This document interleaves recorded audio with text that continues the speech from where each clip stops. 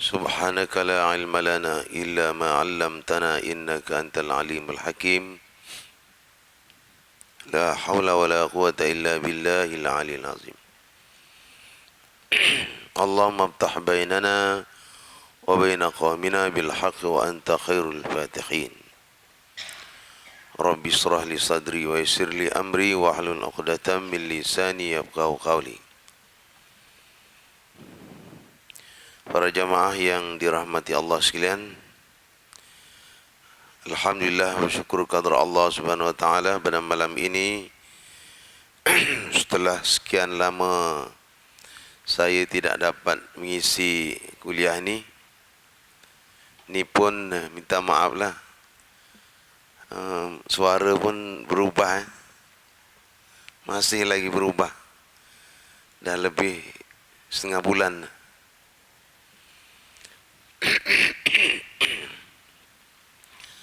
dengan batuk. Walau bagaimanapun insyaAllah secara perlahan, saya ingat ada rakam pula ni, tak berapa cantik nak rakam suara, suara tak berapa baik. Dan saya pun dah lupa dah sampai mana baca. Wasyamsi dah baca dah dulu. Yang terakhir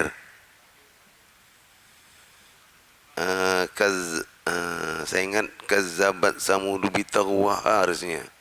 Betul ke? Yaitu ayat ke-11 sampai habis surah Asy-Syams.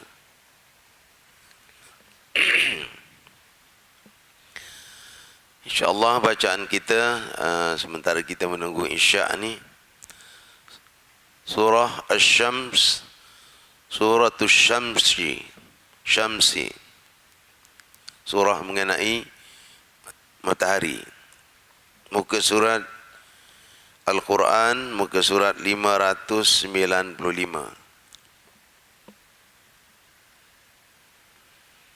Kalau tuan-tuan ada Quran terjemahan, boleh lihat Quran terjemahan. Kena banyakkan Quran terjemahan lah agaknya di surau ni juga kan. Kalau tak ada boleh minta ke masjid. Boleh minta pula tu.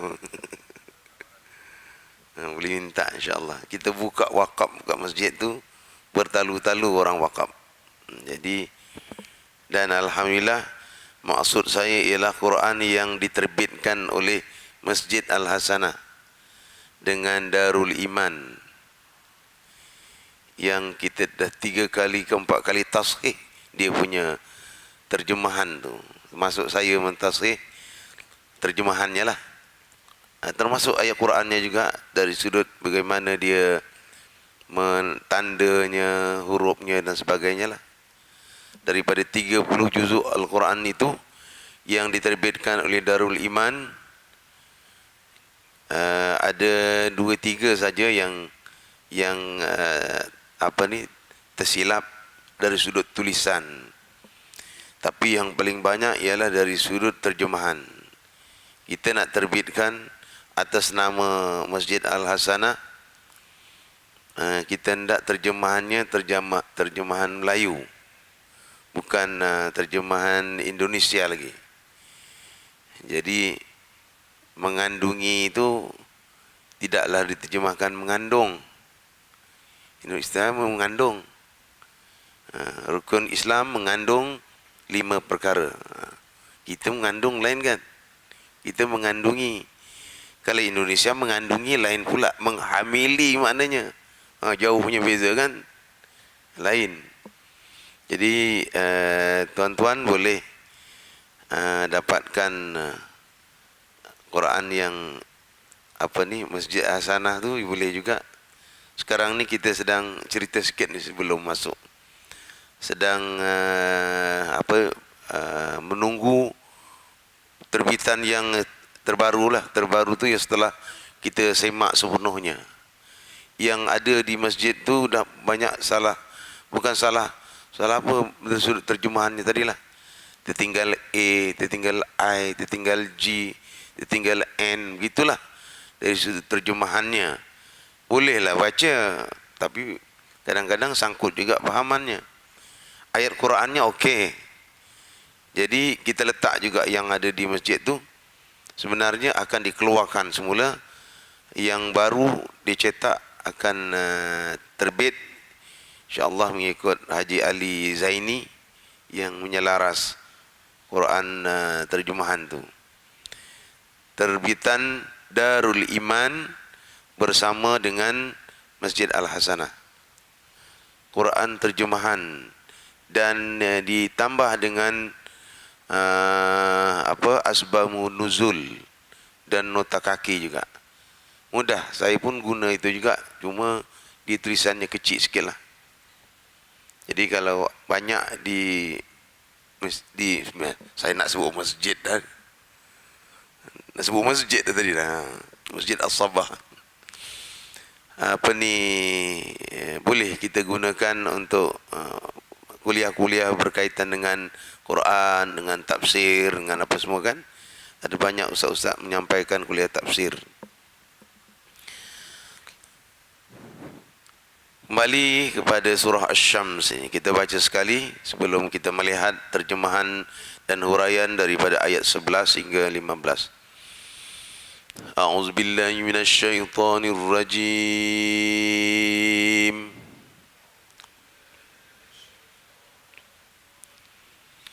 Bismillahirrahmanirrahim. والشمس وضحاها والقمر إذا تلاها والنهار إذا جلاها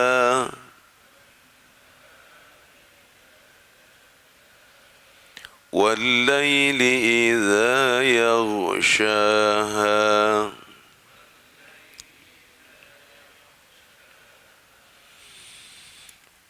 والسماء وما بناها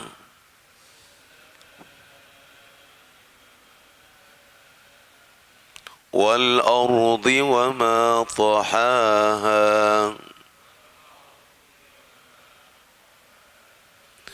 ونفس وما سواها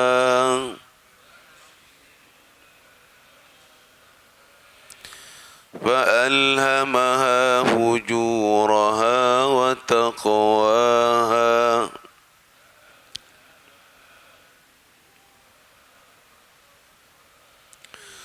قد أفلح من زكاها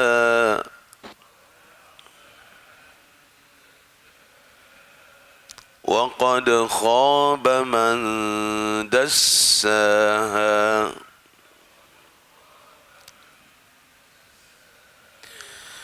كذبت ثمود بتغواها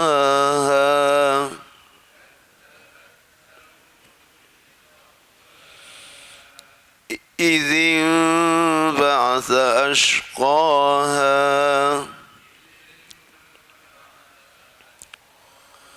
فقال لهم رسول الله ناقة الله وسقياها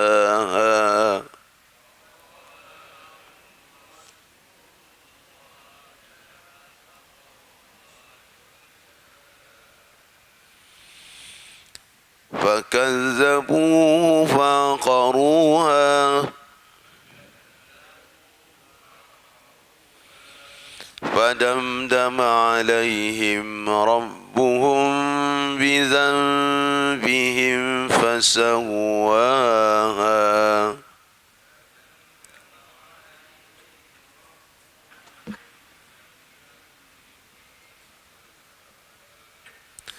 ولا يخاف عقباها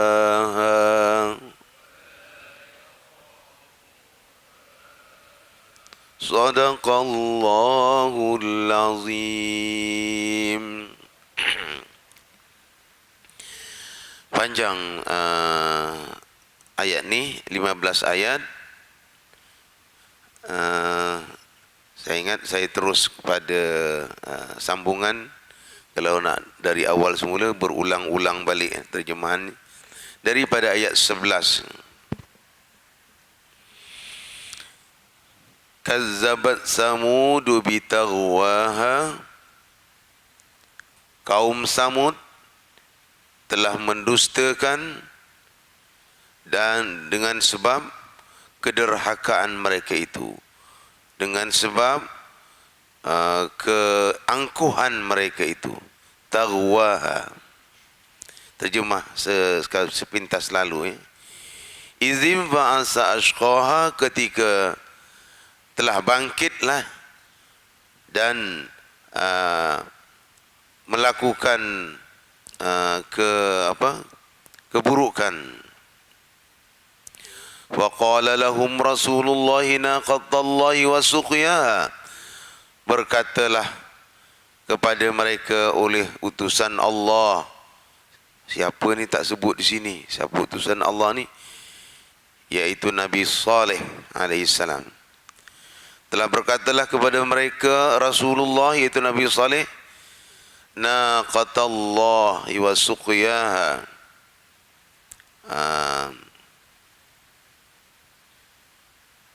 Berkatalah kepada mereka oleh utusan Allah, yaitu adanya ataupun akan lahirnya naqatallah, unta Allah. Naqah itu unta Allah. Wa suqyaha, dan beri minum unta tadi. Fakazzabuhu fa'aqaruha, kemudian mereka, iaitu kaum Samud, telah mendustakan, yakni engkar terhadap Nabi Saleh. Lalu fa'aqaruha, mereka sembelih unta tu. Padamdama alaihim rabbuhum, lalu Allah menghancurkan, memusnahkan ke atas mereka rabbuhum, Tuhan mereka, iaitu Allah Subhanahu wa taala, bizambihim, dengan sebab dosa mereka. Fasawwaha, lalu ranap semua sekali. Fasawwaha, ranap, nak terjemah apa? Ratalah, habis, sama macam bumi ratanya. Wala yakhafu uqbaha, dan Allah tak takut dengan akibatnya. Maknanya Allah tidak pedulikan dengan mereka. Itu sepintas lalu dia punya terjemahan. Ayat 11 hingga ayat 15 ini adalah menceritakan tentang sikap orang-orang kaum Samud terhadap Nabi Saleh alaihissalam. Sebelum itu ada qad aflaha man zakka, ayat 9 dan ayat 10. Telah beruntunglah orang yang zakkaha, yang menunaikan hak-hak Allah, yang cerdik, yang mereka ini menunaikan perintah Allah SWT. Wa qad khaba man dasa, dan telah musnah, khianatlah orang yang telah menentang perintah Allah Subhanahu wa taala. Inilah lanjutannya, ialah kazzabat samudu bitaghwaha, kaum Samud telah mendustakan Nabi Saleh alaihissalam dengan sebab keangkuhan, keingkaran, kederhakaan mereka terhadap ajaran Nabi Saleh alaihissalam. Jadi daripada ayat 11 sampai ayat 9, ayat 15 ni, Allah mengkisahkan tentang kaum Samud yang diutus kepada mereka ini ialah Nabi Saleh kepada kaum mereka sendiri. Jadi kalau kita baca ayat ni memang tak fahamlah, tak jelas kan, kena lihat tafsirannya.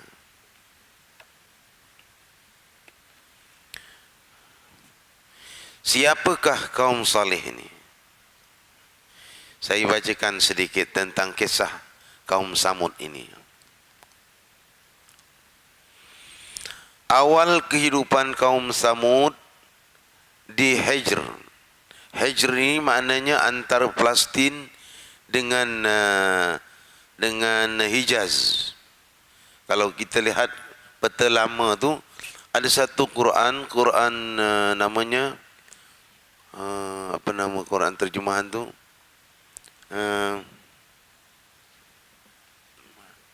The Miracle. Di sana ada peta lama dan juga kisah ringkas tentang kaum ni. Kaum Ad, kaum Samud, kaum apa lagi? Nabi Lot tu, kaum Ad, Irim dan sebagainya. Ada kisah dia, walaupun secara ringkas.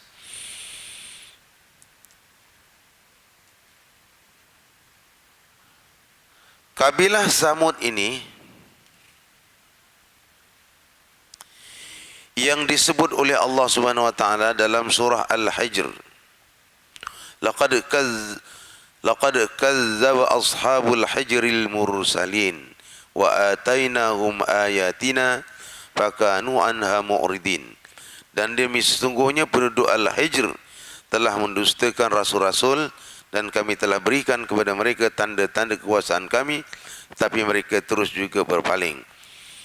Surah kaum Samud ni diceritakan oleh Allah SWT di dalam Al-Quran dalam berbagai surah.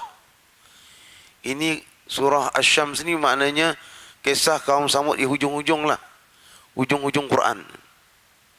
Di awal-awal Quran dalam misalnya tentang bagaimana Nabi Saleh menyeru kaumnya ni dalam surah An-Naml ayat 45. Kalau tuan-tuan buka Al-Quran surah An-Naml, ada di sana walaqad arsalna ila samud akhahum salihah. Sesungguhnya kata Allah, kami telah utus kepada kaum Samud akhahum, saudara mereka, maknanya dari kerabat mereka sendiri, daripada bangsa mereka sendiri, iaitu Nabi Saleh. Ani'budullah, supaya mereka menyembah Allah, supaya mereka bertuhankan kepada Allah. Fa idza hum fariqan yahtasimun, tiba-tiba mereka menjadi dua puak, ada yang mukmin, ada yang kafir. Maknanya ada yang beriman, ada yang kafir. Begitulah sejak daripada zaman Nabi Nuh alaihissalam kan, zaman Nabi Shu'aib, zaman Nabi Saleh, zaman Nabi seterusnya lah sampai kepada zaman Nabi Muhammad sallallahu alaihi wasallam. Begitulah adanya yang beriman dan ada yang kufur. Kemudian Nabi Saleh ini kalau kita lihat sejarahnya ialah yang daripada kaum Samud tadi, mengikut Ali As-Sabuni ini, Nabi Saleh adalah Ibnu Ubaid bin Asir, terakhir nasabnya dengan Sam Ibn Nuh, daripada keturunan Nabi Nuh juga. Tapi Nabi Nuh ni ada anak dia namanya Sam. Sam ni bawah-bawah lagi banyaklah, sampai akhirnya ada di sana Saleh Ibnu Ubaid dari kabilah Samud. Dinamakan demikian kerana bernasab kepada seorang datuknya yang bernama Samud bin Amir, dari keturunan Sam bin Nuh, Nabi Nuh alaihissalam. Jauhlah ke bawah. Belum Nabi Musa, belum lagi ni Musa kemudian lagi. Dikatakan bagi orang Arab sebelum Ismail bin Ibrahim, Nabi Ismail, mereka terdiri dari beberapa kabilah, yaitu Ad, Samud, Jurhum, Madian dan Qattan dan seterusnya. Ini bangsa-bangsa sebelum Masihi lah. Kaum Ad, ada kaum Samud, ada Jurhum. Jurhum ni adalah bangsa Arab yang tinggal di Makkah. Kalau saya pernah terbaca dalam Tarikhul Arab Al-Jahili, yaitu Nabi Ismail alaihissalam, dia kahwin dengan perempuan daripada keturunan Bani Jurhum ni yang melahirkan bangsa Arab. Maknanya penduduk tempatan Mekah. Madian ni kan Nabi Syuaib alaihissalam. Madian, Qattan dan seterusnya. Adapun Arab yang dibangsakan kepada mereka adalah dari keturunan Ismail bin Ibrahim Al-Khalil. Itu anak Nabi Ibrahim lah, Ismail. Ismail adalah orang yang pertama berbicara dengan bahasa yang fasih, yaitu bahasa Arab, yang kemudian yang melahirkan bangsa Quraisy itu. Dan Al-Quran turun dengan bahasa Arab Quraisy, kerana bahasa yang paling fasih sekali daripada bahasa-bahasa Arab yang ada. Itu keturunan Nabi Saleh alaihissalam. Kemudian asal usul kabilah kaum Thamud ini yang disebut oleh Allah tadi, kadzabat Thamudu bitaghwaha ni. Ulama berselisih dalam pasal kaum Thamud dan masa mereka. Sebahagian mereka berkata bahawa mereka peninggalan kaum Ad. Kaum Ad adalah kaum Nabi Lut alaihissalam. Dan ada yang lain berkata bahawa mereka peninggalan kaum Amalikah. Ini pun bangsa Arab dulu juga yang pindah ke tempat itu daripada Ghurabil Firat. Sebahagian lagi daripada ahli sejarah timur berpendapat bahawa mereka adalah kaum Yahudi yang bertempat tinggal di arah itu. Tetapi pendapat ini tidak begitu tepat kalau mengikut ahli sejarah.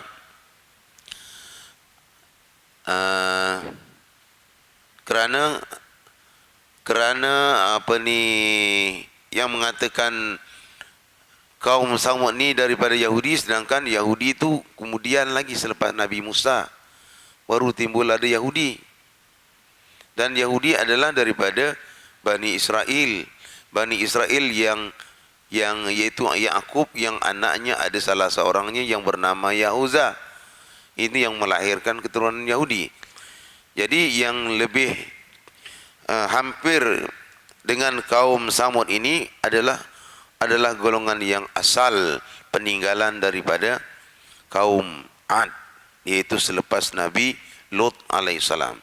Siapa kaum Ad? Kaum Ad ini yang Allah tenggelamkan dalam laut mati itu, kerana kejahatan mereka yang kisahnya sangat terkenal juga, kisah Nabi Lut dengan kaumnya yang lesbian ni. Kemudian menurut Ibnu Katsir, mereka adalah kabilah yang masyhur. Kaum Thamud ini dikatakan Thamud dengan nama mereka, yaitu Thamud saudara Judis. Mereka adalah Arab Aribah yang menempati Al-Hijr, seperti mana ayat yang sebut tadi, di antara Hijaz dan Tabuk, dan juga sebelahnya Palestin. Ketika Rasulullah pergi ke Tabuk bersama orang-orang muslimin, mereka turun di Hijr ini, di sisi rumah Thamud. Ini adalah tempat minum manusia dan kaum Thamud. Semasa Rasulullah mengetahui hal yang demikian itu, lalu beliau merintahkan mereka untuk memberikan makan unta dan minum. Kemudian mereka pergi bersama sehingga turun di sumur yang digunakan oleh untuk memberikan minum unta. Kemudian beliau bersabda kepada mereka, kata Nabi, la tadkhulu ala haula'il muzzabin illa an takunu bakin, fa in lam takunu bakin fala tadkhulu alaihim ayusibakum ma asabakum. Panjang juga ceritanya ni ya. Menunjukkan bahawa Rasulullah SAW mengikut riwayat Ibnu Katsir ni, Nabi mengatakan, janganlah kamu masuk pada orang-orang yang kena azab itu melainkan kamu menangis. Maka jika kamu tidak menangis, janganlah kamu masuk pada mereka, kerana aku akan kena musibah apa yang telah menimpa mereka. Ini menunjukkan bahawa lalu di tempat tu pun semacam berpuaka pula ya. Melayu kata berpuaka. Nabi tak sukalah, senang. Kemudian kabilah Samud menjadikan patung-patung sembahan mereka. Mereka kufur dengan Allah Subhanahu wa taala, maka Allah mengutus Nabi Saleh kepada mereka untuk mengingatkan mereka terhadap nikmat-nikmat Allah Subhanahu wa taala. Kemudian untuk membuktikan bahawa Nabi Saleh ini adalah utusan Allah Subhanahu wa taala, mereka kaum Samud minta tunjuk apa buktinya yang Nabi Saleh ini nabi. Lalu Nabi Saleh memohon kepada Allah Subhanahu wa taala, dan Allah Subhanahu wa taala dan memang permintaan daripada kaum Samud pun, kalau betul lah Nabi Saleh ni seorang nabi utusan Allah, kami nak seekor unta, gitu. Lalu Nabi Saleh berdoa dan Allah kabulkan, maka lahirlah unta betina yang sedang mengandung pula tu, keluar daripada celah-celah batu. Jadi inilah yang dikisahkan oleh Allah Subhanahu wa taala juga di dalam Al-Quran tentang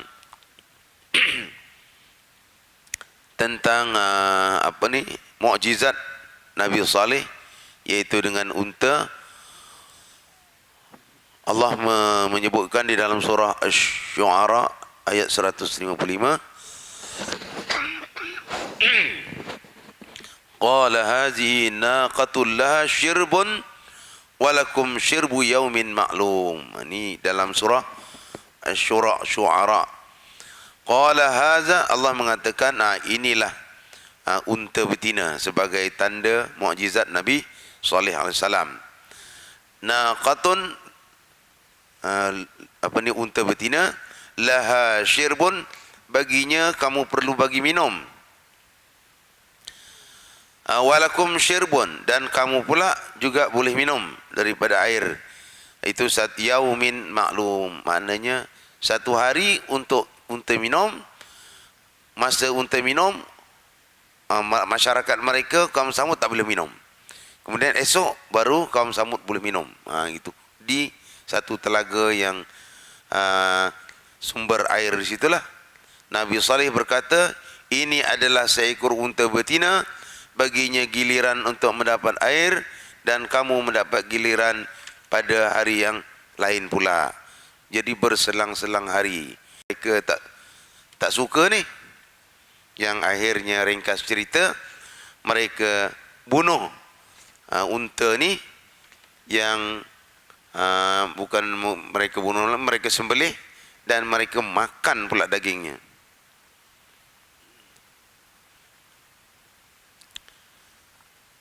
Dalam ayat 11, kazzabat samudu bi taghwaha izim ba'asa ashqaha.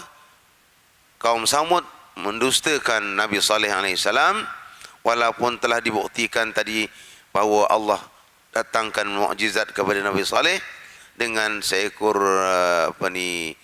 unta betina, tetapi akhirnya mereka tak suka bergilir-gilir kolam air tadi, dan mereka telah berpakat untuk membunuh unta ini. Dan kisah membunuh ini pun panjang juga ceritanya lah. Ada dua orang yang sangat dengki dengan Nabi Saleh, yang akhirnya dihasut juga oleh perempuan-perempuan mereka, dan akhirnya mereka berpakat untuk membunuh unta ini. Kalau mengikut dalam surah yang lain, kisah membunuh unta ini iaitu telah dilakukan oleh 9 orang. Wa kana fil Madinah tis'atu rahtin yufsiduna fil ardi wa la yuslihun. Dan di bandar itu, yaitu bandar kaum Samud tadi, ada 9 orang yang semata-mata melakukan kerosakan di bumi, yaitu menyembelih inilah, dan tidak melakukan kebaikan sedikit pun. 9 orang ni. 2 orang yang diketuai oleh Khudar, di antaranya yang mengetuai penyembelihan unta betina yang menjadi mukjizat Nabi Saleh alaihissalam ni. Inilah yang Allah sebut sebagai bitagwaha ni dalam ayat 11. Kerana kederhakaan mereka menentang Nabi Saleh alaihissalam. Izim ba'asa ashqaha, dengan bangkitnya ni golongan yang 9 orang ni tadilah. Ini kisah ni macam flashback kepada surah-surah yang lain dalam surah dalam apa ni tadi, surah An-Naml ini. Ini ayat 12. Faqala lahum Rasulullah, maka Nabi Saleh mengatakan kepada mereka, naqatallahi wa suqiyaha, unta ni dijaga sepatutnya dan diberi minum. Tetapi ayat 14, fakazzabuhu, mereka membohongkan Nabi Saleh, bahkan fa'aqaruha, mereka sembelih. Fadamdama alaihim rabbuhum, dan lalu Allah SWT turunkan kepada mereka ini kebinasaan, bizambihim, dengan dosa mereka, wasawwaha, dan cara Allah membinasakan ini ialah dengan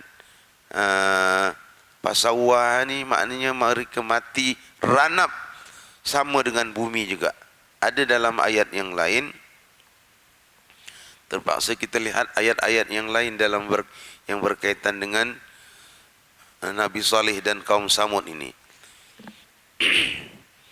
Dalam ayat 65 surah Hud, kalau tuan-tuan boleh tengok surah Hud ayat 65, ini kaitan dengan ayat 14.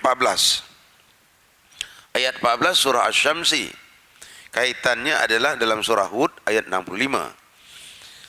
Dalam ayat 65 surah Hud, Allah mengatakan fa'aqaruha, maka mereka pun menyembelihnya, unta ni tadi. Faqala, maka Nabi Saleh mengatakan setelah mereka sembelih, tamatta'u bi darikum salasata ayyam. Kata Nabi Saleh, seronoklah kau, dah kamu sembelih itu, seronoklah kamu di rumah-rumah kamu selama 3 hari. 3 hari 3 malam mereka lintang pukang seronok, berseronok, makna dengan maksiat dan sebagainya. Zalika udun khair makzub, tempoh yang demikian itulah yaitu suatu janji yang tidak dapat didustakan lagi. Ini ayat 65 surah Hud yang menceritakan bagaimana mereka menyembelih unta yang menjadi mukjizat Nabi Saleh, kebenaran Nabi Saleh. Mereka akhirnya berseronok selama 3 hari 3 malam dengan berjayanya membunuh bukti kebenaran Nabi Saleh alaihissalam ni. Kemudian kaitan dengan surah Asy-Syamsi ayat 14 ni, fakazzabuhu, mereka mendustakannya, yaitu mendustakan Nabi Saleh. Fa'aqaruha fadamdama alaihim rabbuhum bizambihim fasawwaha, dan bagaimana Allah mempasawwaha ni, membinasakan mereka. Di dalam surah, misalnya dalam surah Al-Qamar ayat 31, ada di sana ayat 31 surah Al-Qamar, inna arsalna alaihim sayhatan wahidatan fakanu kahashimil muhtadir. Surah Qamar ini pun ayat berkaitan dengan kaum Samud yang dibinasakan oleh Allah. Kata Allah, inna arsalna alaihim, sesungguhnya kami hantar kepada mereka, ke atas mereka itu, sayhatan wahidatan, suatu pekikan ni satu petir yang sekali pun, fakanu, maka jadilah mereka kaum Samud ini kahashimil muhtazir, yaitu seperti daun-daun kering yang dikumpulkan untuk ternakan binatang. Daun kering kumpul, hancur maksudnya. Dan di sini ada lagi huraian daripada Ibnu Katsir. tentang bagaimana kisah mereka ini hancur, yaitu dia mengatakan hari pertama datang kemusnahan yang Allah Subhanahu wa taala turunkan, mereka menjadi kuning semua, kaum Samud ni kuning semua. Hari kedua menjadi merah semua, dan hari ketiga menjadi hitam. Hari keempat hancur terus, lalu pasawahan, ini maksud pasawahan. Jadi tafsir, dalam tafsir lah yang menguraikan lebih banyaklah. Dan akhir sekali, wala yakhafu uqbaha, dan tidaklah ia, yakni Allah, peduli ya, akibatnya. Maksudnya Allah peduli apa kan? Memang kuasa Allah Subhanahu wa taala lah yang menghantar ataupun memusnahkan mereka, sehingga wa akhazatuhumur rajfatu fa asbahu bi darihim jasimin. Ini dalam ayat yang lain juga, yaitu surah Al-A'raf ayat 77-78. Ada di sana, fa'aqarun naqata wa atau fi amri rabbihim wa qalu ya Salih, mereka mengatakan, wahai Salih, i'tina bima ta'iduna in kunta minal mursalin, kalau betullah kamu tu rasul, turunlah ke janji kamu, kata Tuhan nak bagi balak tu. Lalu Allah turunkan betul, wa akhazathumur rajfatu, maka Allah berikan kepada mereka itu, yaitu gempa bumi. Wa asbahu fi darihim jasimin, maka jadilah mereka itu, rumah-rumah mereka itu ranap. Jasimin ini ranap. Itu dalam ayat dalam surah As-Sams ini, fasawwaha, rata. Maksudnya habis bergelimpangan. Kemudian akhir sekali di sini patut juga kita tahu bagaimana keadaan Nabi Saleh ni selepas ranap ni. Orang-orang yang selamat bersama Nabi Saleh seramai 120 orang saja. Ini mengikut Ali As-Sabuni ini, kisah lembaran Nabi-Nabi Ulul Azmi. Orang-orang yang selamat daripada kaum Samud yang mengikut Nabi Saleh seramai 120 orang saja, mukmin. Sedangkan mereka yang binasa kerana kekufuran mereka tadi seramai 5,000 ahli rumah. Sebagaimana yang telah diterangkan oleh Al-Alusi, ini ulama tafsir juga. Setelah itu Allah mematikan Nabi Saleh di Nawahir, Rimlah, di bumi Palestin. Ini perkataan yang masyhur daripada ahli sejarah. Maknanya Nabi Saleh diselamatkan oleh Allah SWT. Nabi Saleh tinggalkan kaum Samud ni tadi, maksudnya Nabi Saleh dah tak ada di situ, barulah Allah turunkan yang fa akhazat humur rajfatu fa asbahu fi darihim